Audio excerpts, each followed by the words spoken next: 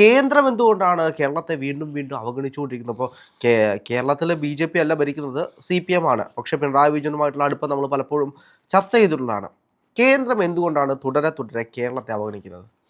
കേന്ദ്രം അവഗണിക്കുന്നതിൻ്റെ കാര്യം കേന്ദ്രത്തിനറിയാം കേരളത്തിലെ BJPയുടെ അവസ്ഥ എന്താണെന്നും BJP എങ്ങനെയാണ് കൈകാര്യം ചെയ്തത്. പണ്ടൊക്കെ കേരളത്തിന് ഒട്ടും താല്പര്യം കേന്ദ്രത്തിനില്ലായിരുന്നു. പക്ഷേ ഈ അടുത്ത കാലങ്ങളായിട്ട് കേന്ദ്രത്തിനോട് വളരെ ഒരു കേന്ദ്രവും കേരളവും തമ്മിലുള്ള ഒരു ഒരു ഒരു അറ്റാച്ച്മെൻ്റ് എന്ന് പറയുന്നത് പല രീതിയിൽ നേതാക്കളിലൂടെ പ്രകടമാവുന്നുണ്ട്. പക്ഷേ ജനങ്ങൾ അത്രയും യൂണിറ്റി ആയിട്ട് നിന്നുകൊണ്ട് ജനങ്ങളുടെ ആവശ്യവും വികാരവും എല്ലാം ഒരേ സ്വരത്തിൽ ഒരേ രീതിയിൽ മുന്നോട്ട് വെക്കാൻ കേരളത്തിന് സാധിച്ചിട്ടില്ല. അതിൻ്റെ കാരണം ഇവിടുത്തെ നേതാക്കളുടെ കഴിവുകേടാണ്.